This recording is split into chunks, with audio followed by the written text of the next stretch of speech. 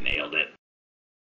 You always hear stories about people on TV who will move to a house and they go up to the attic or out to the garage and they find priceless treasures and things like coin collections from the 1700s. They find baseball cards, they find dishes, other rare antiquities. One of the things they'll find is original paintings from Monet or Picasso, any given famous artist. And you never think that it can happen to you. And then one day it does. It's a great feeling. Something similar happened to me about a year ago. My wife and I moved to the house that we live at now, and when we went out to the garage to see what was out there, I found what I consider to be an original work of art. Indiana Jones found the Holy Grail. I found this, Amanda's Panda. As you can see, Amanda's Panda is obviously an original work of art. I can only assume that the painter, or artist if you will, was Amanda. Other things to note with it are that it's well aged.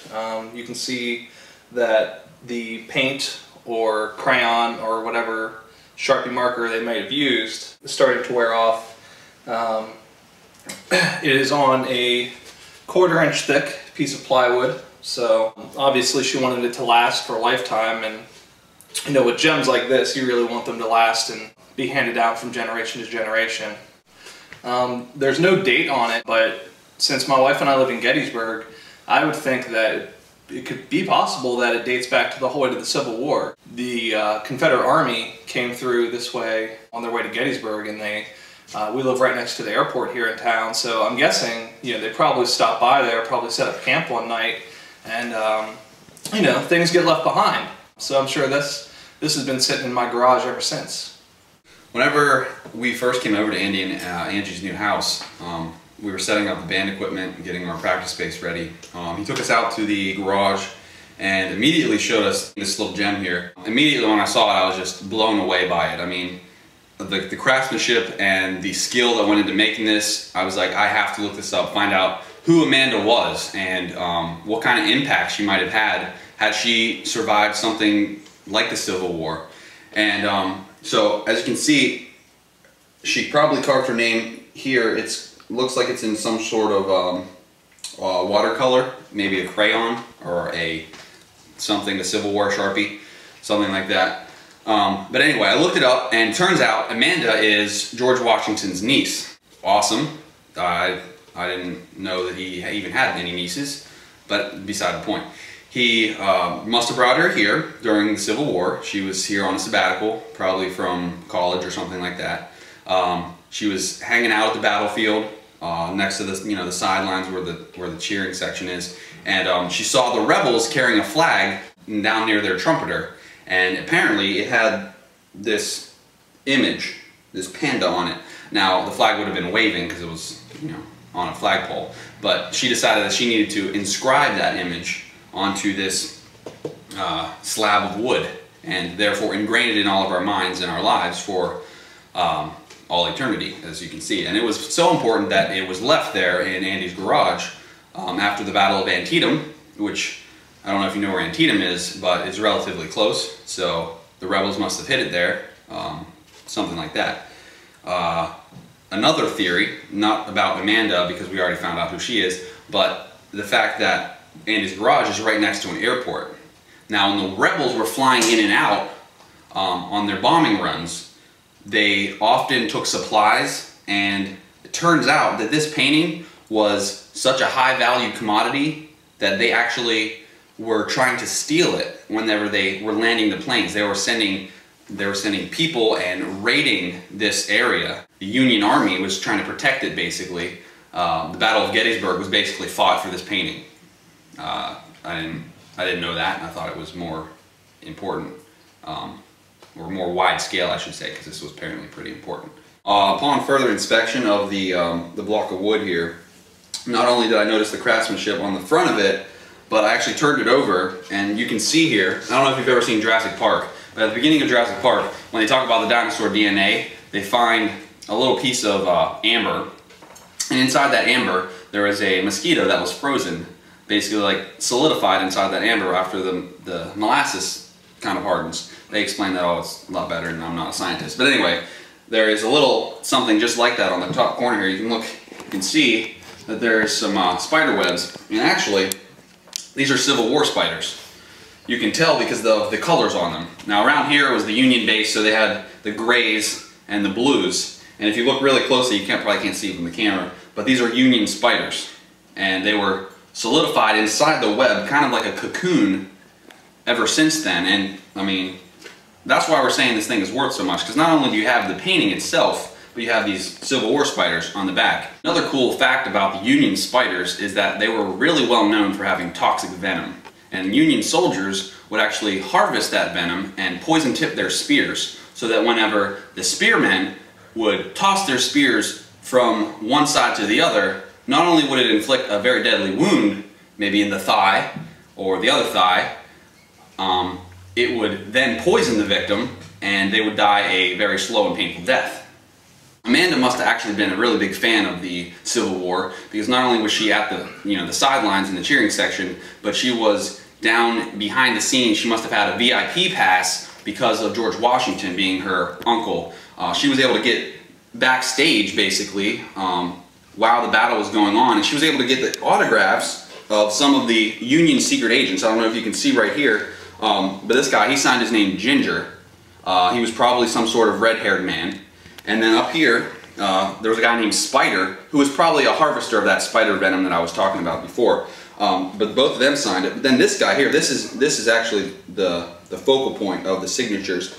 It probably is some sort of Oriental man that was over here on some sort of probably a religious, excursion, basically looking for the Holy Land or something like that. Because I can't even read what it says. I don't think anyone can.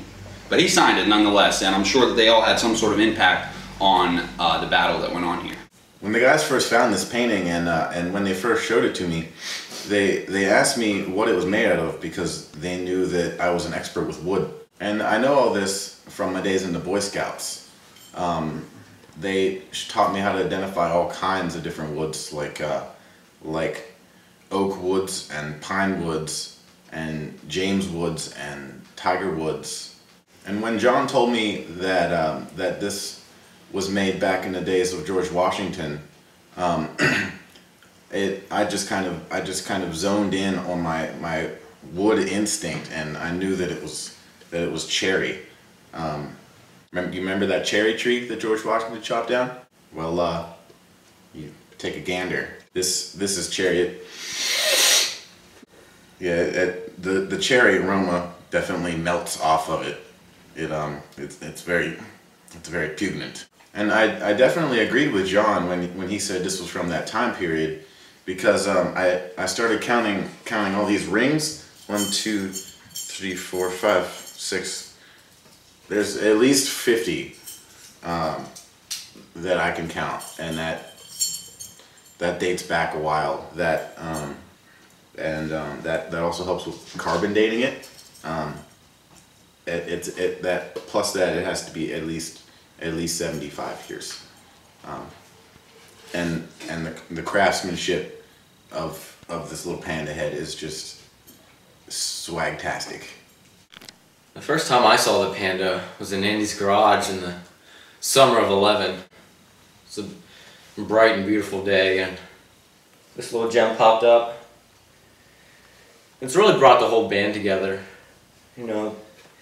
Amanda's panda just has that calming, gracing effect on all of us whenever we're mad at John for hacking our swag style that we got from Tyler or whatever.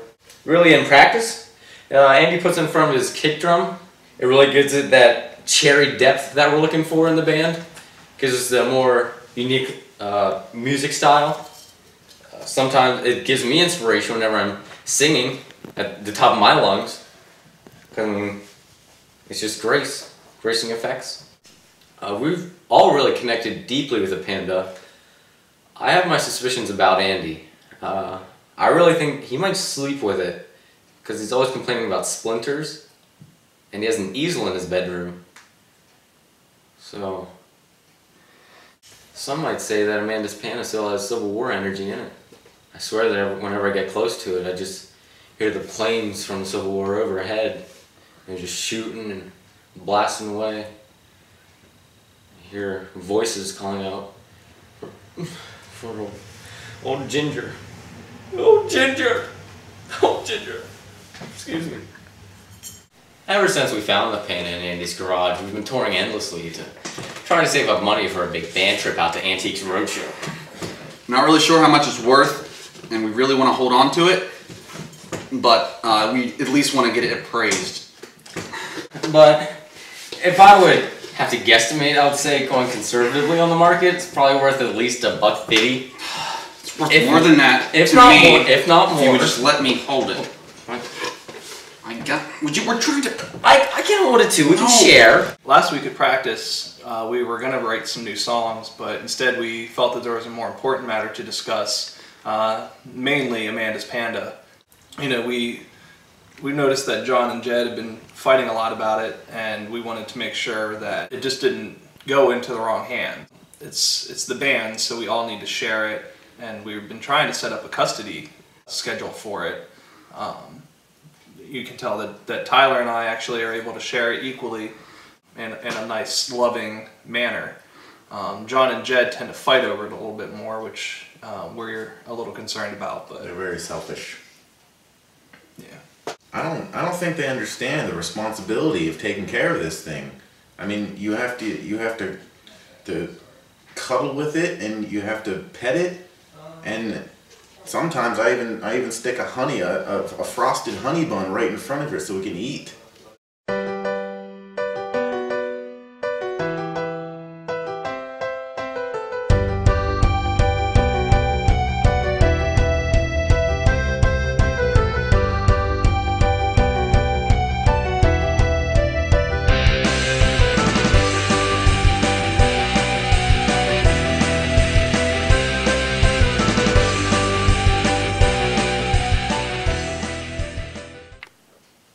One, two, three, four, five, six, 7, and 9, 10. Woo-hoo-hoo.